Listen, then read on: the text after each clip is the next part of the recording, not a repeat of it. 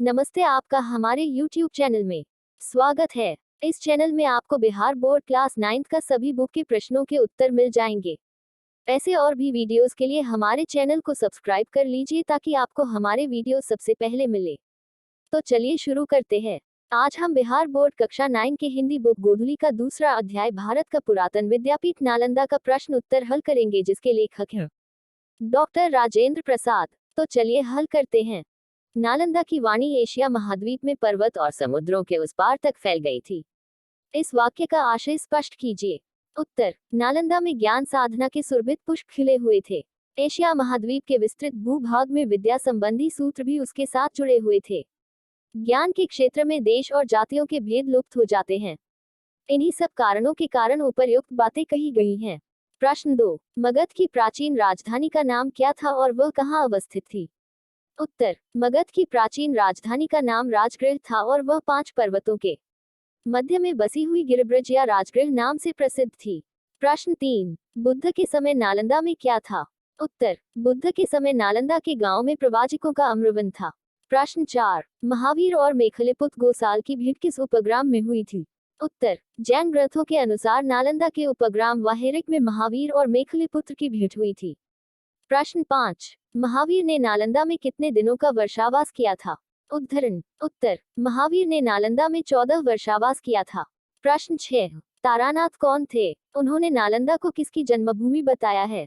उत्तर, तिब्बत के विद्वान इतिहास लेखक लामा तारानाथ तिब्बत के निवासी थे और उनके अनुसार नालंदा सारिपुत्र की जन्मभूमि थी। प्रश्न 7, एक जीवंत विद्यापीठ के रूप में नालंदा कब विकसित हुआ? उत्तर, नालंदा की प्राचीनता की अनुश्रुति बुद्ध, अशोक दोनों से संबंधित है, किंतु एक प्राणवंत विद्यापीठ के रूप में उसके जीवन का आरंभ लगभग गुप्त काल में हुआ। प्रश्न 8, फायान कौन थे? वे नालंदा कब आए थे?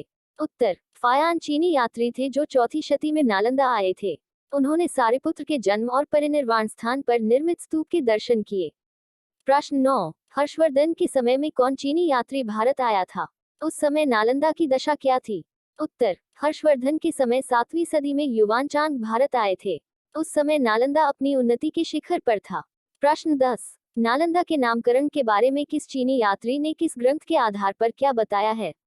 उत्तर, चीनी यात्री युवानयांग ने एक जातक कहानी का हवाला देते हुए बताया है कि नालंदा का यह नाम इसलिए पड़ा था कि यहाँ अपने पूर्व जन्म में उत्पन्न भगवान बुद्ध को तृप्ति नहीं होती थी। नलदा। प्रश्न 11, नालंदा विश्वविद्यालय का जन्म कैसे हुआ? उत्तर, नालंदा विश्वविद्यालय का जन्म जनता के उदार दान से हुआ। कहा जाता है कि इसका आरंभ 500 व्यापारियों के दान से हुआ था, जिन्होंने अपने धन से भूमि खरीदकर बुद्ध को दान में दी थी। प्रश्न 12, यशोवर्मन के शिलालेख में वर्णित नालंदा का अपने शब्दों में चित्रण कीजिए। उत्तर, 8वीं सदी के यशोवर्मन के शिलालेख में नालंदा का बड़ा भव्य वर्णन किया गया है। यहाँ के विहारों की पंक्तियों के ऊंचे ऊंचे शिखर आकाश में मेघों को छूते थे। उनके चारों ओर नीले जल से भरे हुए सरोवर थे, जिनमें सुनहरे और लाल कमल तैरते थे। बीच बीच में सघन अम्रकुंजों की छाया थी। यहाँ के भवनों के शिल्प और स्थापत्य को देखकर आश्चर्य होता था। उनमें अनेक प्रकार के अलंकरण और सुंदर मूर्तियां थीं। यूं तो भारतवर्ष में अनेक सिंधाराम हैं, किंतु नालंदा उन सब में अद्वितीय है। प्रश्न 13, इत्सिंग कौन था? उसने नालंदा के बारे में क्या बताया है? उत्तर, इरसिंग चीनी यात्री था। उसके समय में नालंदा विहार में 300 बड़े कमरे और 8 मंडप थे। पुरातत्व विभाग की खुदाई में नालंदा विश्वविद्यालय के जो अवशेष यहाँ प्राप्त हुए हैं, उनसे इन वर्णनों की सच्चाई प्रकट होती है। प्रश्न 14, विदेशों के साथ नालंदा विश्वविद्यालय के संबंध का कोई एक उदाहरण दीजिए। उत्तर, विदेशों के साथ नालंदा विश्वविद्यालय का जो संबंध था, उसका स्मारक एक ताम्रपत्र खुदाई में मिला है। इससे ज्ञात होता है कि सुवर्णदीप सुमात्रा के शासक शैलेंद्र सम्राट श्री बालपुत्र देव ने मगध के सम्राट देवपाल देव के पास अपना दूत भेजकर यह प्रार्थना की कि उनकी ओर से 500 गांवों का दान नालंदा विश्वविद्यालय को दिया जाए। ताम्रपत्र के अनुसार नालंदा के गुणों से आकृष्ट होकर यवद्वीप के सम्राट बालपुत्र ने भगवान बुद्ध के प्रति भक्ति प्रदर्शित करते हुए नालंदा में एक बड़े विहार का निर्माण करवाया। प्रश्न 15, नालंदा में किन 5 विषयों की शिक्षा अनिवार्य थी? उत्तर, नालंदा का शिक्षाक्रम बड़ी व्यवहारिक बुद्धि से तैयार किया गया था। मूल रूप में 5 विषयों की शिक्षा वहां अनिवार्य थी। शब्द विद्या या व्याकरण, जिससे भाषा का सम्यक ज्ञान प्राप्त हो सके। हेतु विद्या या तर्कशास्त्र, जिससे विद्यार्थी अपनी बुद्धि की कसौटी पर प्रत्येक बात को परख सके। चिकित्सा विद्या जिसे सीखकर छात्र स्वयं स्वस्थ रह सकें एवं दूसरों को भी निरोग बना सकें। शिल्प विद्या, एक न एक शिल्प को सीखना यहाँ अनिवार्य था जिससे छात्रों में व्यवहारिक और आर्थिक जीवन की स्वतंत्रता आ सके। इसके अतिरिक्त अपनी रुचि के अनुसार लोग धर्म और दर्शन का अध्ययन करते थे।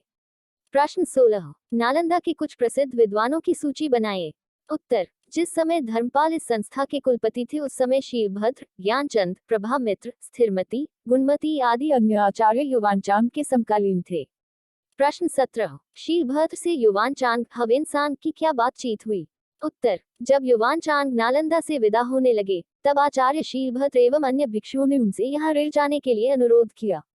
युवानचांग ने उत्तर में यह वचन कहे, यह देश बुद्ध की जन्मभूमि है, इसके प्रति प्रेम न हो सकना असंभव है।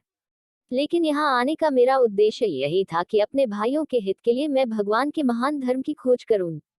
मेरा यहाँ आना बहुत ही लाभप्रद सिद्ध हुआ है।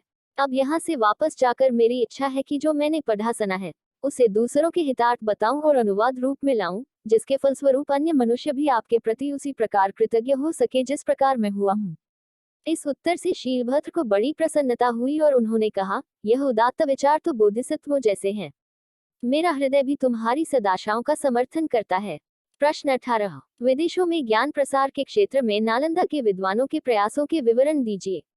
उत्तर, पहले तो तिब्बत के प्रसिद्ध सम्राट स्त्रोंगछन गप्पो 630 ने अपने देश में भारतीय लिपि और ज्ञान का प्रचार करने के लिए अपने यहाँ के विद्वान थोनमिसमोट को नालंदा भेजा, जिसने आचार्य देववित सिंह के चरणों में बैठकर बौद्ध और ब्राह्मण साहित्य की शिक्षा प्राप्त की।